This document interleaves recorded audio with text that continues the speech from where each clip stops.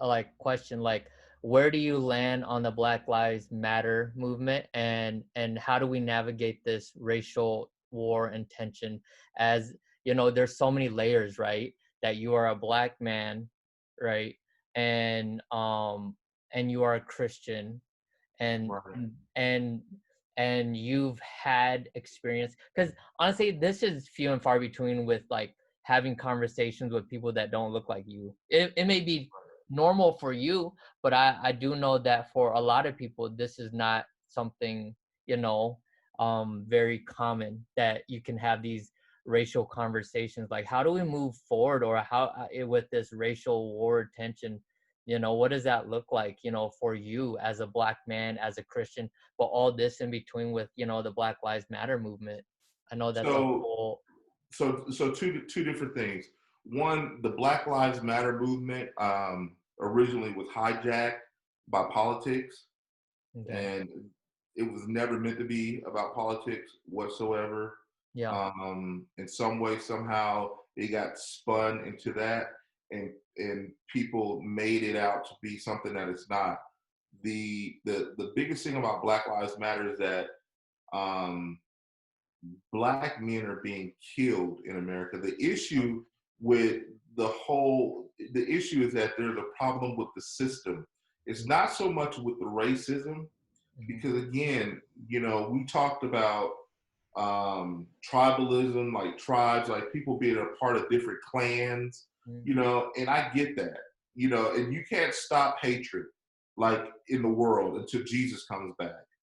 Yeah. So what you can do is you can at least put barriers there to prevent from evil from continuing to happen, and there needs to be consequences for evil. There needs to be consequences for crimes or injustices that happens.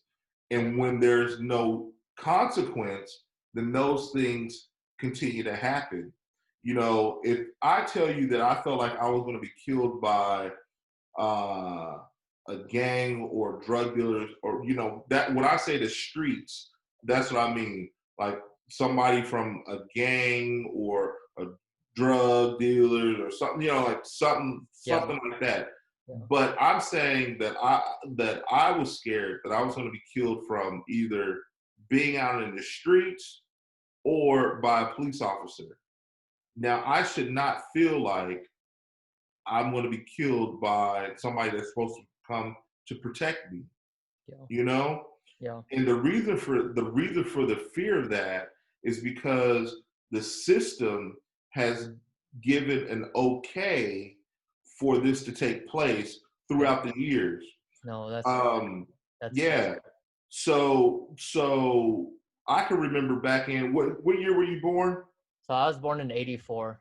84. Oh yeah, you're a young looking Oh, old man. yeah. No, I don't think I've aged yet from Bible college, man. Bro, you ain't aged at all, man. You looking great. I appreciate it. Asians don't raisins. Huh?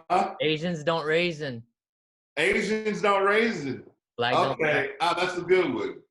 Black don't crack, so we Yeah. all right. Yeah. Yeah. That's good. I like that one. I have to use that one. I'm gonna be Asian now. I won't raisin. That's funny. So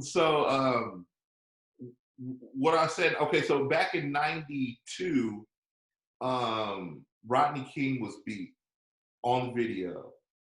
The world seen it. He was beat to a pulp by all these different officers. Everybody's seen it. And these officers walked. They got away, found not guilty. And the world went crazy because it's like, how in the world can this injustice take place? And so that's how you have the Rocks riot in '92. So think, Ku, what would have happened if those officers would have really been convicted for the crime that they committed back then? We Yeah. probably wouldn't be in the issue or the circumstances that we're at now, nearly 20 years later. But we're still fighting that because that behavior has continued.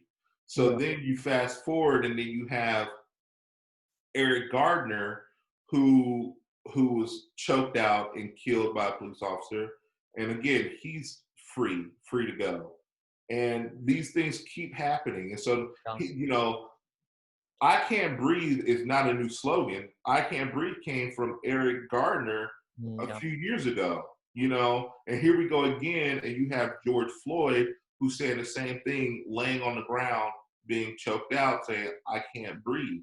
And so, I don't know if this particular officer is going to be found guilty or not, but, it keeps showing that um, the system is not giving justice for things that need to be like persecuted, like these are injustices, to Trayvon Martin, same thing. It's like it's sad to see these things found not guilty, not guilty, not guilty. And so for me as a black man, I'm thinking, okay, you don't care that I get killed, you know, because if you did care, then you would at least prosecute the people that's killing these young black men for the most part.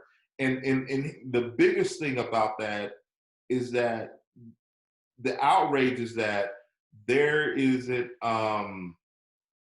every time it seems like there's excessive force, Mm.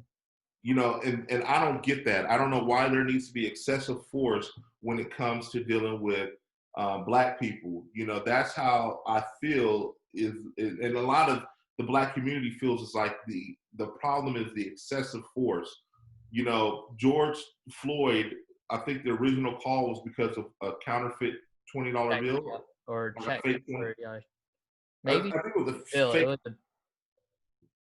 with a fake dollar bill, like a fake 10 or a fake 20. a fake 20 or something. Or maybe check, but I think it's a 20. So Yeah. yeah. I heard it was like fake money. So it's fake money, $20. You know, like I think that's a major misdemeanor, maybe a ticket. That's not Yeah. something that's a life-threatening event. Yeah. So why the excessive force? This man is already in handcuffs. You Yeah. know, Eric Gardner was choked out and killed because he was selling loose 25-cent cigarettes in front of the store. Yeah. Like, he wasn't robbing anybody. I understand what he did.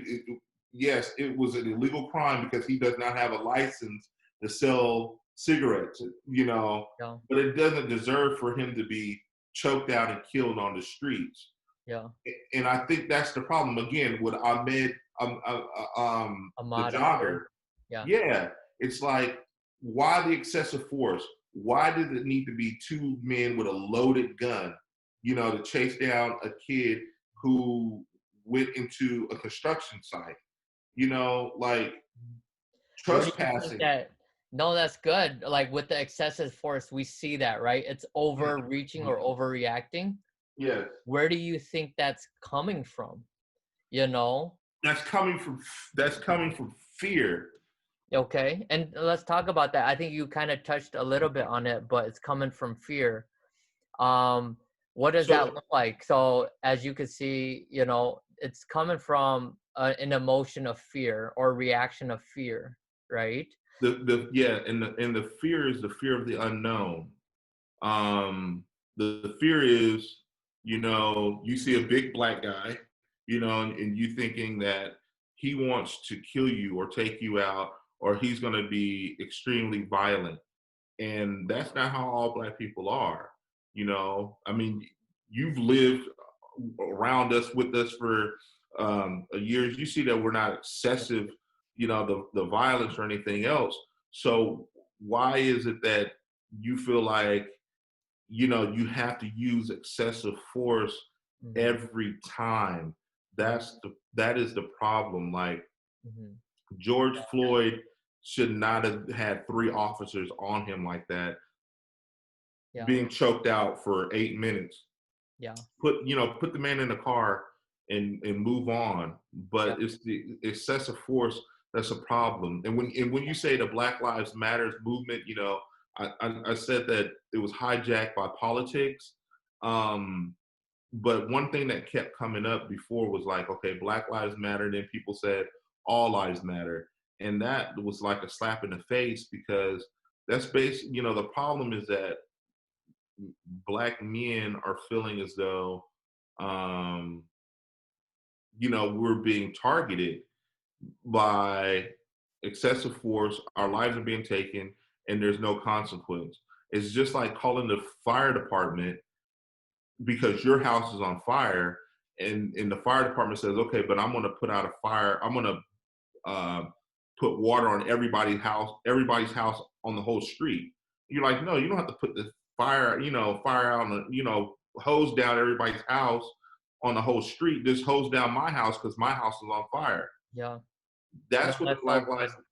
yeah, that's what the Black Lives Matter movement was about. It's like, no, we understand that all lives matter, but these particular lives are being taken, and the justice system is the issue. We, you know, it's not so much, of course, there's good officers, there's bad officers, good people and bad people in the world, period. Until Jesus comes back, we have a sin issue. Yeah. The issue at hand is one, the excessive force, and two, the injustice that there is no justice being served, and the justice system itself is just unfair towards African Americans. When you look at the statistics, it's like, a black person can do a crime and get much more time than someone, like a Caucasian person. Doing Yeah. the same crime is documented that we do a lot more time. And it's like, that's unfair. And But living in America, that shouldn't be.